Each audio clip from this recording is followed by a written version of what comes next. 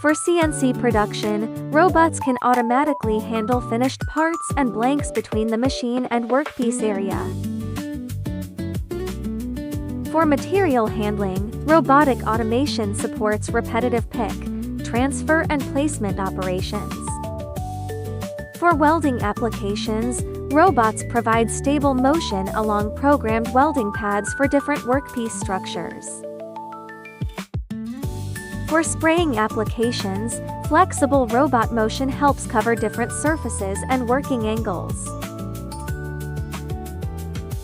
Different applications require different robots, tooling and integration methods.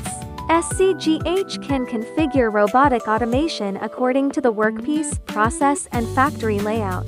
Contact SZGH to discuss your next robotic automation project.